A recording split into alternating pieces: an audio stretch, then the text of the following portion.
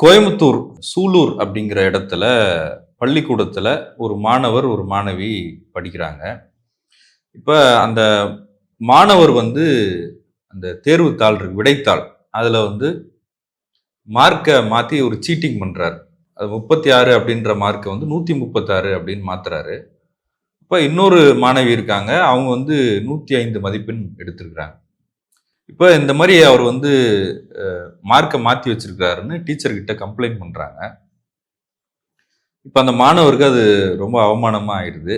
2 பேருக்குள்ள ஒரு சண்டை வருது. அ இது அந்த மாணவர் சம்பந்தப்பட்ட பெற்றோருக்கு தெரிஞ்சபோது, அந்த மாணவியும், அந்த மாணவியோட தாத்தா, அவரும் பொதுவெளியில இருக்கும்போது 2 பேருக்கும் கைகலப்பு நடக்குது, சண்டை நடக்குது. இதுல அந்த பெண் தரப்பு ஒரு ஒடுக்கப்பட்ட சமூகத்தை சேர்ந்தவங்க. அந்த மாணவர் ஒரு ஆதிக்க அ சாதிய சேர்ந்தவரு. இப்ப இது ஜாதி மோதலா மாறியிருக்கு. இது ஸ்கூல்ல நடந்த ஒரு இன்சிடென்ட். அந்த பசங்களுக்கு சரியான கைடன்ஸ் இல்லையா? இல்ல இது சமூக பதட்டத்தை ஏற்படுத்துற அளவுக்கு ஒரு சண்டையா மாறியிருக்கு. எப்படி பார்க்குறீங்க? இது ரொம்ப பரிதாபமான விஷயம். நமக்கு சுதந்திரம் கிடைத்து இத்தனை ஆண்டுகள் கழித்து, இவ்வளவு சமூக நீதி பேசுற பெரியார் மண்ல, இன்னைக்கு இருக்கிற ஒரு ஜென்ஸி பையன், ஒரு ஜென்ஸி பெண்கிட்ட போய் ஜாதிய ரீதியா பேசுறாரு. அவரோட இயலாமை காரணமா, இல்ல தாழ்வு மனப்பான்மை காரணமா, இன்னொருத்தரை மட்டம் தட்டி பேசி, அதனால ஒரு மேன்மை அடையணும்னு அவர் முயற்சி செய்றாருன்றது, பல விதங்கள்ல நம்ம எல்லாருடைய கூட்டு தோல்விதான். அப்போ இந்த மாணவர்களுக்கிடையே திரும்ப திரும்ப ஏன் இந்த ஜாதிய பத்தி பேச்சு வருது? நெறைய இடங்கள்ல நம்ம கேள்விப்படுறோம்ல. ஒரு மாணவர் நெறைய மார்க் வாங்கிட்டாருன்னு சொல்லிட்டு, அவர் வீடு தேடி போய் அடிக்கிறது. இன்னொரு இடத்துல ஒரு அம்மா நெறைய மார்க் வாங்குற குழந்தைக்கு விஷம் கலந்த ஜூஸ் குடுக்கறது. அது மாரி குழந்தைங்களோட மதிப்பெண் சம்பந்தமாக ஒரு அதிகாரம் செலுத்துதல், யார் வசத்தின்னு காமிச்சுக்கிறது அப்படின்ற மாரி ஒரு போக்கு போக போக அதிகமாயிட்டே வருது. ஒரு டாக்ஸிக்கான ஒரு லெவலுக்கு அது வருது. அப்போ இது எதை எதெல்லாம் குறிக்குதுன்னா, முதல்ல இந்த மதிப்பெண்கள பத்தி இந்த குழந்தைகள் ரொம்ப அதிகமா நினைக்கிறாங்க. நான் தான் அதிகமான மதிப்பெண் வாங்கணும். என்னதான் எல்லாரும் மதிக்கணும். நான் தான் நல்லா படிக்கிற ஸ்டூடண்ட்டுன்னு பேர் வாங்கணுன்ற மாரி ஒரு போக்கு பசங்க மத்தியில இருக்கு. பொதுவா இது மாரி எல்லா பசங்களும் நினைக்க மாட்டாங்க. நெறைய அதுவும் ஆண் குழந்தைகள் நான் மார்க்கே வாங்க மாட்டேன். நான் படிக்கவே மாட்டேன்னு சொல்றது ஒரு கெத்துன்னு நினைக்கிற மாரி ஆண்கள் கூட இருப்பாங்க. நான்லாம் படிக்க மாட்டேன். அப்படியே போய் எழுதுவேன் அப்படின்னு சொன்னா, அவன் பெரிய ஹீரோன்ற மாரி சில பேர் நினைப்பாங்க. ஸோ பொதுவா ஆண்கள் மதிப்பெண்கள் பத்தி அவ்வளோ முக்கியத்துவம் தராம, இது மாரி எல்லாத்தையும் கேஷுவலா எடுத்துக்கிறது, அப்படி இருக்கிறது தான் அவங்களுக்கு சொல்லப்படுகிற கருத்தாக்கம். பெண்கள் தான் ஒரு ஒரு மார்க்கும் எண்ணி எண்ணி வச்சுப்பாங்க. நான் எவ்வளோ தெரியுமா? நான் எவ்வளோ தெரியுமா? அப்படின்னு நெனச்சுப்பாங்க. உண்மையிலே மதிப்பெண்களுக்கும், வாழ்க்கையில அடையிற வெற்றிக்கும் நிஜமாவே தொடர்பு கிடையாது. இங்க இந்த ஸ்கூல் டாப்பரு, ஸ்டேட் ஃபர்ஸ்ட் வந்தவங்கலாம் எத்தன பேர் ஜெயிச்சிருக்காங்க? வாழ்க்கையில ஜெயிச்ச நெறைய பேர் இருக்காங்கல்ல. அவங்களெல்லாம் நீங்க போய் இன்டர்வியூ பண்ணியிருந்திருப்பீங்க. யாருமே ஸ்கூல் டாப்பர் கிடையாது. யாருமே ஸ்டேட் ஃபர்ஸ்ட் கிடையாது. நேஷனல் ஃபர்ஸ்ட் கிடையாது. ஆனா, நேஷனல் ஃபர்ஸ்ட் வந்தவங்கலாம் எங்க தொலைஞ்சு போறாங்க? அவங்கலாம் என்ன ஆறாங்க வாழ்க்கையில? பிறகு நம்ம அவங்கள தேடி பார்க்குறோமா? அவங்க லைஃப்ல ஜெயிச்சிருக்கிறாங்களான்னு பார்த்தா, அவங்க வெளியிலயே தெரியாம காணாம போயிடுறாங்க. இந்த ஜன சந்ததியில தொலைஞ்சு போறாங்க. அப்போ ஜெயிக்கிறவங்க யாருமே ஃபர்ஸ்ட் ரேங்க் ஹோல்டர்ஸ் இல்லன்னா, அப்போ வெற்றின்றது மதிப்பெண் மூலியமா வராதுன்றத திரும்ப திரும்ப நம்ம சொல்லிக்கிட்டே இருக்கோம். ஆனா, அது ஒரு விதமான பக்குவம் அடைந்த மனசுக்காரங்களுக்கு புரியுது. பக்குவம் இல்லாத இந்த பருவத்தினர் அது புரிஞ்சுக்காம, அதுக்காக போராடுறது, மெனக்கெட்டுறது, அதுக்காக நான் தான் ஜெயிச்சேன். அந்த 1 மார்க், 1/2 மார்க், 1/4 மார்க்குக்கெல்லாம் போய் சண்டை போடுறதுன்ற மாரி அவங்க நடந்துக்கிறாங்க.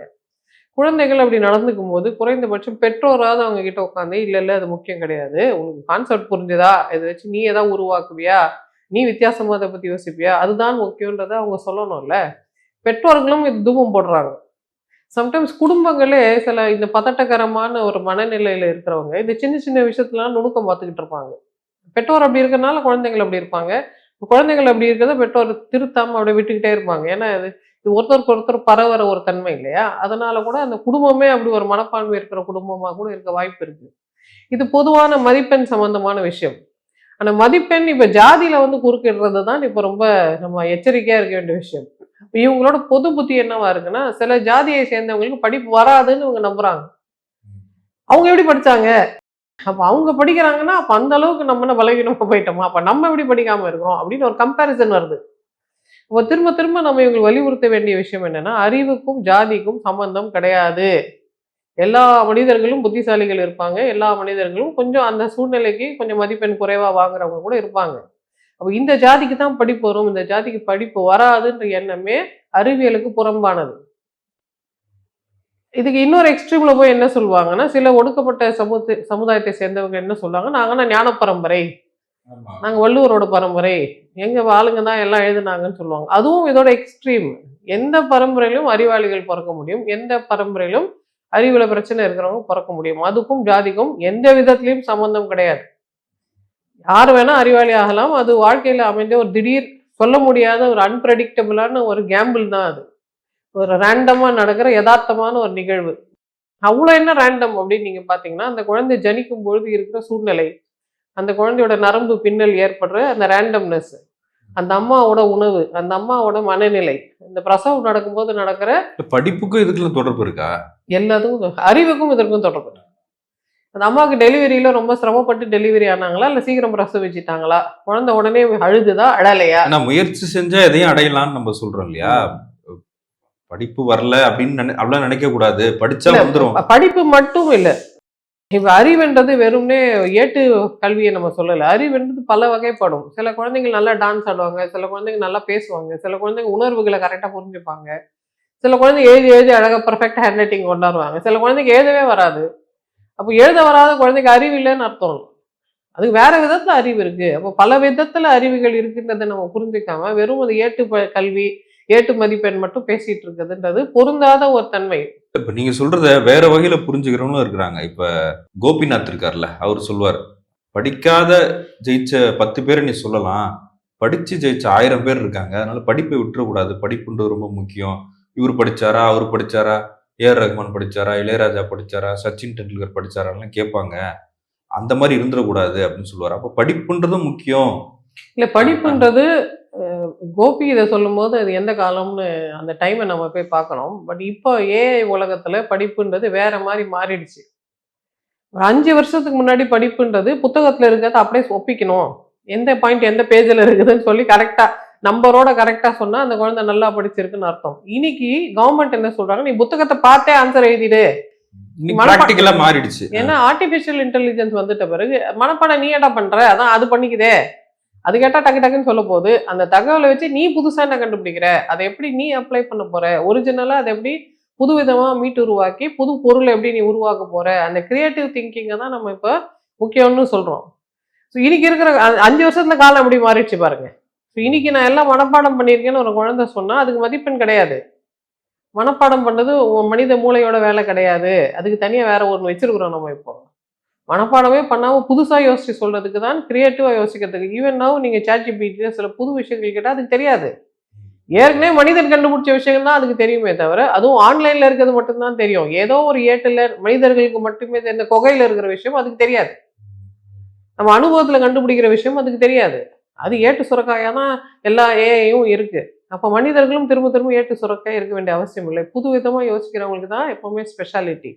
சில இதுக்கு முந்தையன தலைமுறையில் இருக்கிறவங்கலாம் சிலர் சொல்லி நான் கேள்விப்பட்டிருக்கேன். "நீ என்ன போய் கூகுள்ல தேடுறீங்க? எங்களுக்கு மூளையே கூகுள் தான்." அப்படின்னு. எல்லாமே சேர்த்து தான் நம்ம இப்ப வேலை செய்றோம். அறிவுன்றது ஒரே ஒரு கிடங்குல இருக்கணும்னு அவசியம் இல்ல. எல்லாத்தையும் கலந்து கொண்டு வர்றது தான் அறிவுன்றதுனால, இப்ப இளம் தலைமுறைக்கு நாம பெரியவங்க இத சொல்லணும். அறிவுனா வெறும் மதிப்பெண் இல்லடா, அதெல்லாம் ஃபீல் பண்ணாத. அந்த பொண்ணு ஒரு மார்க் எடுத்தா எடுத்துக்கிட்டு போட்டும் அப்படின்னு சொல்லணுமே தவிர, என் பையன் அப்செட் ஆயிட்டான். அதனால நான் சண்டைக்கு போவேன். அந்த பொண்ண போய் இழிவுபடுத்துவேன். அந்த பொண்ணோட அப்பாவ, தாத்தாவ, பாட்டிய எல்லாம் பரம்பரையா இழிவுபடுத்துவேன்னா, அப்ப இந்த குடும்பம் எந்த விதத்துல புரிதல் இல்லாம இருக்காங்க பாருங்க. அப்போ இவங்களோட எண்ணங்கள்ல என்னென்ன குறைபாடுகள்னா, மதிப்பெண்ணும் அவ்வளோ முக்கியம்ன்றது தப்பு. மதிப்பெண் குறைஞ்சிட்டதுனால, அத போய் திருத்தி அதிக மதிப்பெண் வாங்குறதா காட்டிக்கணும்னு ஒரு நெனப்புல ஒரு புள்ள இருக்கிறதுன்றது ஆரோக்கியம் இல்லை. அந்த குழந்தைய நம்ம சரி பண்ணியிருக்கணும். புத்திமதி சொல்லியிருக்கணும்.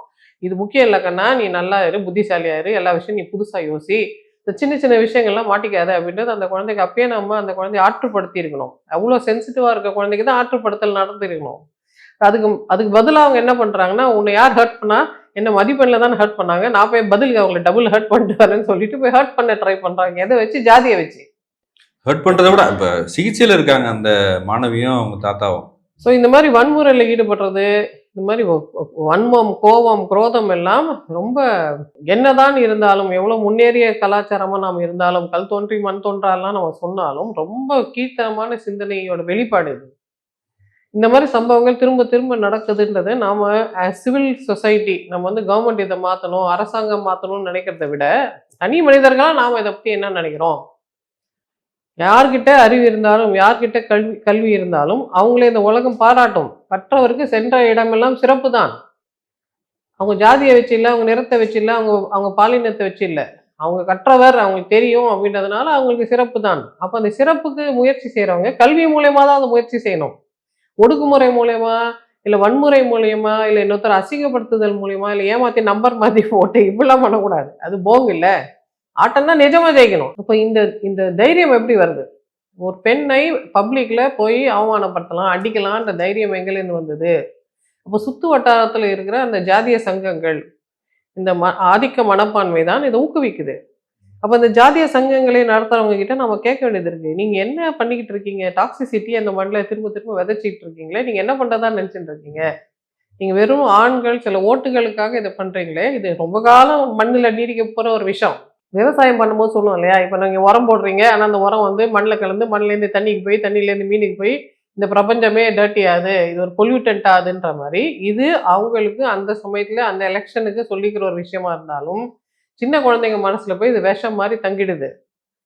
ஸோ இந்த வளர்ந்த ஆண்கள், வளர்ந்த பெண்கள் ஜாதியமா பேசுறதை முதல்ல நிறுத்திக்கணும். அது ஒரு நோய். இது உண்மை கிடையாது. இது நம்மளே நமக்கு சொல்ற ஒரு பிரமை. இந்த பிரமையிலேருந்து ஒட்டுமொத்த தமிழர்களும் வெளியில வர்றது காலத்தின் அவசியம்.